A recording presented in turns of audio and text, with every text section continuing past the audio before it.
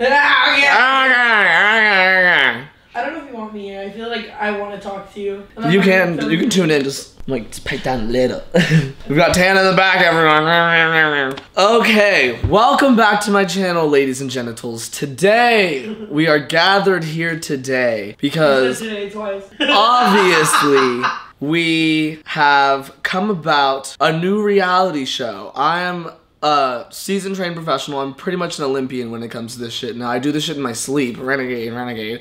And basically, Kian and JC just released Reality House Season 2. I am the star of the show. Just kidding, Harrison. And I wanted to come on here and just give you guys a little inside scoop on what exactly happened, how it all went down, why the fuck I was even on the show in the first place, because God knows I didn't deserve it. So basically, this is just gonna be like a little story time / overview / chat. We wanted views. And we knew this would be in the sidebar. The reality house. About the reality house. It sounded like a lot of fun to come in here and talk about it with you guys. I know a lot of people wonder what actually goes on when cameras aren't rolling, what's cut out of editing, because a lot of times, a lot of shit gets cut out of editing, you know? We were filming for 12 hours a day, and these episodes are about 30 minutes long, so it's like, what really fucking happened? Like, who said what that couldn't go in the show because it was too offensive and would have gotten them in a scandal?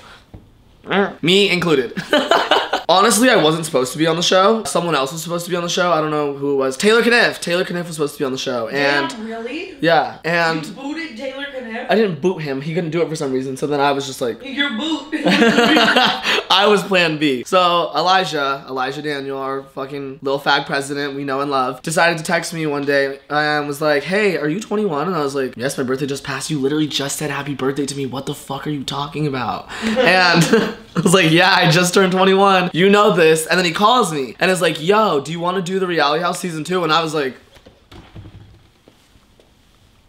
duh. And I was like, that's a fucking great idea. Obviously, I wanted to do Season 1 with Tana, but Tana's impossible to get a hold of and or book for anything. And honestly, they probably didn't want me to go with Tana. They probably just wanted Tana. I don't know. Season 2 came along. We talked about wanting to do Season 2 with them. On Halloween, we literally, like, leaving Kian and JC's Halloween party, we're like, cast us in Season 2 of the Reality House! Like, blacked out. And they're like, yeah, sure, yeah. That didn't happen. But then, Taylor Kniff, thanks for leaving. 'Tis the season. Imari shows up and pulls up in Rex, and Elijah puts us in a group chat after I tell him, yeah, I'm down, 21. And I was confused because on Season 1, you didn't have to be 21. I was like, why is Zach Clayton there? Like, if you have to be 21, this makes no sense. Yeah. Another reason they told us that I couldn't go on Season 1 is because I wasn't 21 yet. I was only 20 years old. And I saw Zach and I was like, fucking liars. I can't believe you're saying this right now. Like, this is already so much tea. You literally just called out Kian and JC for literally lying to you. And then, so I was really confused. I was like, why is Zach on this show? He's supposed to be 21. Who cares? He went home the first day. Zach fucking sucks. JK, love you. But I wouldn't be going home the first day. Elijah puts us in a group chat. We link up. We get communicating. We get tapping away. Or swipe to text, whatever your preferred method is. And get some contracts going. And it's all done and set. And I'm put in Reality House Season 2. And I'm just like, what is going on? I don't deserve this. And I didn't really think about it very much in terms of the magnitude of what it actually was. I kind of just like, nah. Because I didn't really watch Season 1 that much. I think I watched like the first like 3 episodes. Parts of it was also like probably high and or drunk watching the episode. So I wasn't really paying attention. And also TikTok, you know, is the thing. It just like consumes your mind in every second. So I wasn't really paying attention. Didn't realize how fucking crazy it was going to be. And then finally, the day before it's time to like gather and hop on this fucking bus and actually go to this reality house, I'm like, wait, I have to go to the reality house tomorrow with all these other creators that are probably gonna fucking hate me? And then I was like, snap out of it. You're gonna go into that fucking house, you're gonna dominate it, everyone's gonna love you because you're a nice, kind, lovable person. You're gonna give everyone a reason to love you, and then you're gonna walk out of the house either with 50K or with some new friends. Do I have either? You're gonna have to keep watching the show to find out. That's a secret I'll never tell. XOXO, mysterious YouTuber. Oh wow, does the world not know at all? No. So I wake up late on the first day of filming anything. Wake up late, supposed to be at Kian and JC's at like 9 probably. And I'm pretty sure I woke up at like 9:04 to Jordan standing over me like, what are you doing? And I'm like, what am I doing? And he's like, get up, pack, get dressed right now. You need to go to the house. Like, I'm taking you. I have so much shit to do before even leaving my house to go to the house. I don't know how I managed to do it in like 15 minutes, but I did it. Jordan never asked me to do anything like that ever again because I promise you I will never work that fast in my entire life. But I show up fashionably late. The night before, I made Tana let me use her Louis luggage just so I could like flex on these other YouTubers. Like, oh, I've never seen this channel before, but he has Louis luggage for whatever reason. I show up late and instantly they're like, all right, give me your phone. I'm like, hold on, gotta send goodbye texts to everyone in my phone book. They take my phone, everyone's already on the bus, and I'm just like, hi guys, and they're like, Imari. Going into this, I've already met Tila, I've met Lena, and hung out with Lena a lot. I've hung out with Tila like very few times, so we weren't like good friends or anything like that, but we knew who each other were, we've exchanged words. Lena and I, really good vibes, have hung out many, many times. I actually watched her and Adam have sex on Tana's channel. Go check it out. Unless that gets me demonetized, don't go anywhere. Don't check it out. Still have PTSD from it, not gonna lie. And Manny. I knew Manny from the internet. Have met him like twice before. Like on the low, he used to Snapchat my ex-boyfriend. Oh my god. But I don't really care because Leave that in. ex-boyfriend, Manny, do your thing. He was hot. And then obviously I knew Kian and JC because they recruited me. Andrea and I have met multiple times on multiple occasions. Thanks for having me. So with that being said, I'm like, all these people are strangers and I'm either gonna make some new friends, some new enemies. I don't know how intense everything in the house is gonna get and I'm really scared but also really excited. We get on the bus, it's like a 2-hour car ride. They don't even tell us where the fuck we're going. And I'm like, where are we going? Everyone's like, where are we going? We don't have our phones, we can't see our locations, like we don't know where the fuck we're going. Like, just wait till we get there. 2 hours later, we arrive in Temecula. Why the fuck are we in Temecula? If you're from Temecula, fuck you. Just kidding. We get off the bus. I feel like that's when the fun really started because we got to film our little like intros, like our walk off the bus, like flip your hair, flip off the camera, apply your lipstick, answer the phone that's actually like a fat rack of cash, like that type of moment. And then you got to like talk and like be yourself a little bit, and we got to talk to Kian and JC about everything that's going on. They didn't let us into the house yet because it was like, you don't get a bean, you don't get a bed. So if you don't get a bed, you don't even get to see what the inside of the house looks like. So I feel so bad for Brittany and Fuzi because they drove 2 hours on a fucking bus with no phone just to stand outside of a house, try and find a bean and flour, not get it, and then get sent home. The first challenge itself was really fucking intense. Honestly, you're sifting through all of this flour and everything feels like a bean because the flour clumps up. So you're having to go like this the whole time in order to make sure that it's not flour. And 9 times out of 10, it was flour. And then I found a bean and I was like, oh honey, I'm getting a fucking bed. So I run over there, I give them this bean, and there's really no strategy in picking a balloon full of flour. So I was like, I better just look at one, snag it, and then if there's flour in it, cool. If not, I have to go search for another bean. So I instantly just grab the tack and just pick one and just like, I don't know. Some people were like looking at it being like, what are you doing, feeling its chakras for like some flour? No, not me. My first balloon has flour in it, so I'm just like, fuck yeah, I'm going into this house. I don't know how long I'm gonna last, but I made it into the house, and that's all that matters. I'm like, more camera time for me, bitch. I ain't going home. I'm here for my clout. I'm trying to get my numbers up, and that's what the fuck I'm doing right now. So if you don't respect my hustle, get the fuck off my channel. So then once I realized I have a bed, all of my nerves are kind of just like, I don't feel nervous anymore. I'm like, I made it into the house. That's better than nothing. And by nothing, I mean, I'm like Brittany, Broski, and Fuzi. I love them so much. It's just fun to like say shitty shit, you know? Watching everyone else compete the challenge was honestly really chill. It was fun being everyone's like cheerleader, being like, toe touch, oh my God, yay, Lena, you got a bean. Finally, we get to see the house, and I'm really hyped about it because, hype house, renegade, renegade. I'm really hyped about it just because I want to pick a good room. I want to pick a good bed. I snore at night, so I don't want to fucking ruin anyone else's night. But then again, I'm like, wait, do I want to ruin everyone else's night? Because then if they don't get sleep, then they don't compete well, and then I compete better than them because I was in my REM sounding like a fucking boombox, you know? It's kind of like one of those things, like, do I fuck up everyone's night or do I not fuck up everyone's night? And then it turns out that it doesn't matter because there's one bed in one room for 2 people and then another room with like 8 bunk beds. So I was like, this is fucked. Maybe I should have just went home to my fucking lull with my fucking lights and my fucking TV and my fucking mirror and my hose back in LA and shit. But no, I decided to take a bunk. My bunkmate is Tila, and Tila and I were honestly slaying it as bunkmates. We had so much fun the whole time. And that's one thing I want to talk about actually, is everyone individually, not individually, I don't really care to go into detail on everyone, but just moments I had throughout the season where I was like, wow, like this person's honestly awesome. Tila and I were bonding so much because we're like light skins or whatever, you know, like we're not born Latina. We got along really well, and I think it was also just due to the fact that we had already met each other before, so we kind of were just like talking like, oh my god, like we've been meaning to hang out and like get to know each other. I feel like we would get along so well. And we did, as we should, and as we did. We came, we saw, we conquered. Everyone gets their beds, everyone gets their rooms, everything's settled. Now everyone's like, let's fucking drink. I was like, here we fucking go. Y'all know mama loves a good White Claw. We all go upstairs, like have a chat and chill, wait for Kian and JC and the producers to finish like doing what they're doing. They come inside, give everyone a shot, and they're like, all right, to Reality House Season 2, si se puede.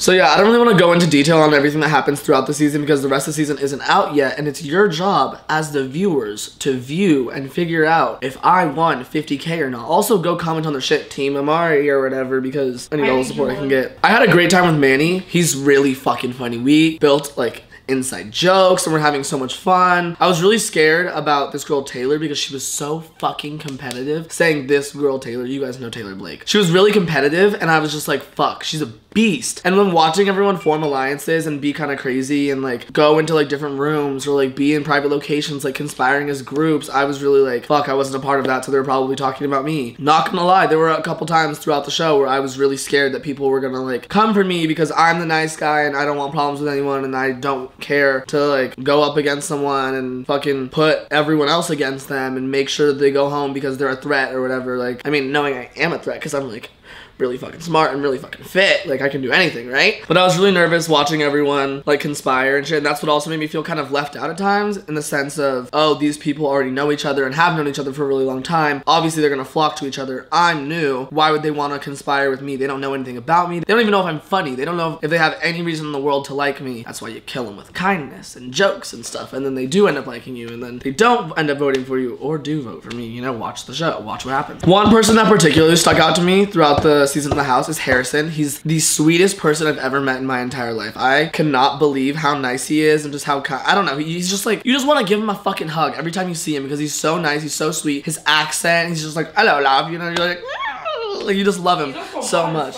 You heard it here first. He is pretty attractive. Harrison, you're an attractive guy. Come fuck, daddy.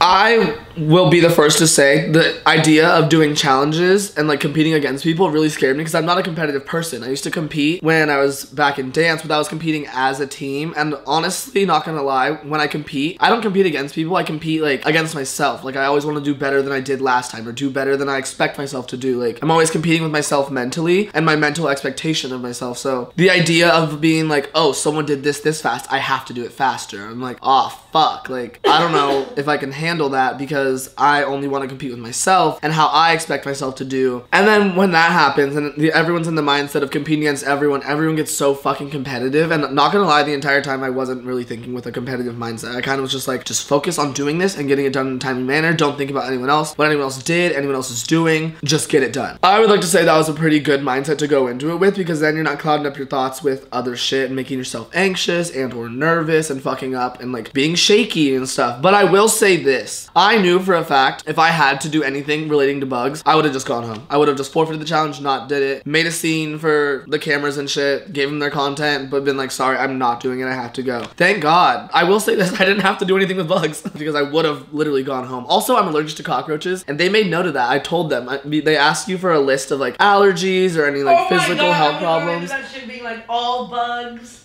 anxiety, stress. They made note of the fact that I was allergic to cockroaches. So thank you for that. But yeah, overall the reality house was really fucking fun. I came out with a lot of new friends and I'm really lucky to have been able to experience that. And it was just really fun going into it and doing confessionals and being around like these big red cameras and not being so nervous and anxious about it because I've been doing it on MTV. Go check that one out. I know for a lot of people, even myself, when I first started filming MTV, like having mics on and having these giant cameras around you, you're kind of out of it and can't focus on the fact that what's happening in the moment is even happening because there's giant cameras on you and you have a mic on you at all times and people can hear what you're saying. Manny and I were being so fucking funny, and the film crew, honestly one of the hottest film crews I've ever seen in my entire life, and we're talking into the mics like, yeah, go ahead and bring so-and-so into the bathroom. Yeah. Wait till my towel falls. Yeah. Being like really fucking funny. Like literally just telling the film crew how hot they were through the mics. And it was cool being with a bunch of people that also do what you do, that understand what it's like to live on like a shitty sleep schedule and be up until 10 a.m. editing one day and being in the same work environment. I feel like for a long time I was living in Vegas while I was still filming YouTube videos, and it just wasn't the vibe in the sense of, oh, everyone around me is in school and on this schedule with their like 9-to-5 job, and I wasn't doing that and no one understood. So then like when I was up until 10 a.m. editing videos some mornings, and then people would want to hang out and swim at like 2 p.m. I would miss out on it because I was literally sleeping because I was up until the crack of dawn doing this shit. So it was cool to just be around a bunch of other people that like understand the craft, you know? Like they can renegade with you. And yeah, not gonna lie, I didn't really make any enemies on the reality house. No one really like pissed me off. I'm gonna say like this kid Kenny annoyed me one time because he was like tripping out over some stupid shit and he just made himself look dumb. Love you, Kenny, but he knows what he did.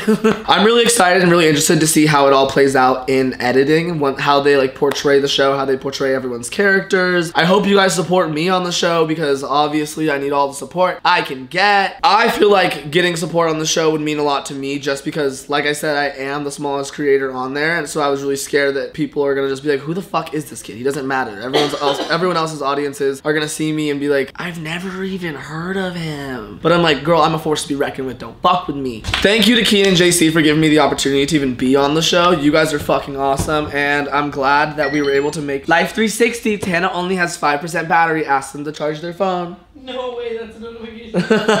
It's honestly really fucking awesome to make a bunch of new friends, and I love you all, everyone on the show. I love you guys. I love you guys watching this right now. Really thankful and grateful that I got the opportunity to do something like this. If there's a season 3 or like an all-star season, make sure to bring me back because you know damn well you need this psychopath on there. If you guys enjoyed this video, go ahead and give this video a thumbs up. Follow all of my social media linked down below as always, and now I'm gonna start putting my TikTok in the description because apparently I'm like blowing up on TikTok or whatever because I can like make dances and repeat them well. Make sure to turn on your post notifications so you never miss an upload. And with that being said, I'll see you in the next video.